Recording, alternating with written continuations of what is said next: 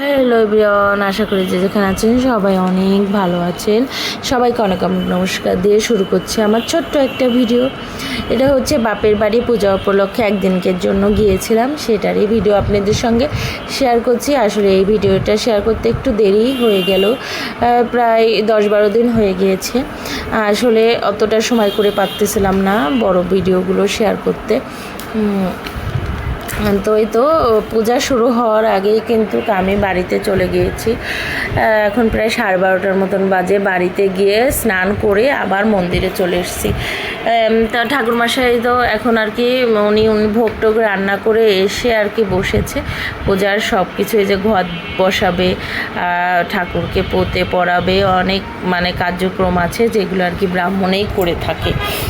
তো ঠাকুর ওই দিক থেকে সব কিছু গুছিয়ে এখন এই যে ভরা নিতে এসেছে।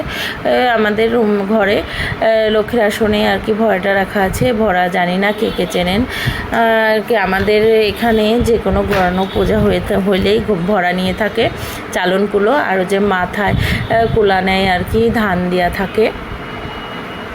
এটা আর কি মার নামে ঠাকুরের নামে, যার নামে পূজা করা হয় তার নামেই নেওয়া হয় বাবার পূজা উপলক্ষে। তাই তো এখন ভরা নিয়ে সবাই নিচে নামছে, পিস পিস আমিও নামছি। ভাবলাম একটু ভিডিও করে রাখি, আপনাদের সঙ্গে শেয়ার করতে পারবো। এই তো ভরা নিয়ে নিচে গেল। তো এদিক থেকে কিন্তু বাবুর্চির রান্না করে খিচুড়ি, নিরামিষ তরকারি রান্না করে রেখে গেছি। এখানে এই যে আমার পিসি, কাকি, বড়মা এরা আর কি যে লুচি সুজি বানাচ্ছিল। তা আমি ওদের হুট করে একটু ভিডিও করেছি। সবাই আর কি উপস্থিত হয়ে গিয়েছে। এখানে এই যে ঠাকুরমশাই পূজা করতে বসে গিয়েছে, আর এই যে সবাই আসছে, সবাই উপোস। আর বাড়িতে গেলে না, বাড়িতে কোনো অনুষ্ঠান বা পূজা উপলক্ষে গেলে তখন সবার সাথে দেখা হয়। কোনো অনুষ্ঠান উপলক্ষে গেলে, এমনিতে গেলে অত আমি আর কি পাড়ায় কোথাও যাই না, দেখাও হয় না বেশি একটা কারোর সঙ্গে। যেহেতু আমাদের বাড়িতে পূজা ছিল, পূজা উপলক্ষে গিয়েছি বলে সবাই এসেছে। আমাদের পাড়াটা একটা জিনিস ভালো আছে, কোনো অনুষ্ঠান বা পূজা পাল হলে সবাই যার যার বাড়ি থেকে একজন বা দুজন আসে, এর জন্য বেশ ভালো লাগে। তাই তো ঠাকুরমশাই এখন পূজা শুরু করবে। পূজা শুরু করার আগে তার কিছু বক্তব্য আর কি বলছে, বেলপাতা বা তুলসী পাতা এইসব বিষয় নিয়ে।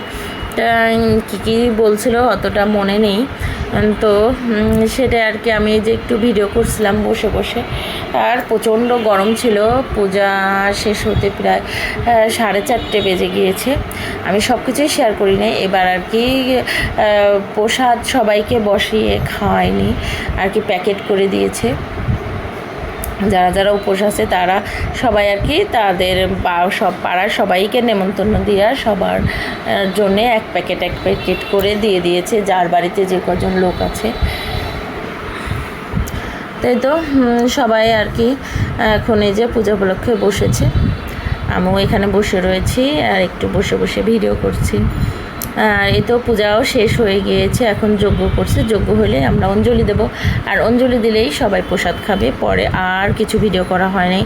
এই তো ছোটো একটা ভিডিও আপনাদের সঙ্গে শেয়ার করলাম। যদি করে ভালো হবে লাইক করুন, শেয়ার করবেন, আর আমার ফেসবুক পেজটা একটু ফলো দিয়ে দেবেন। সবাই ভালো থাকবেন।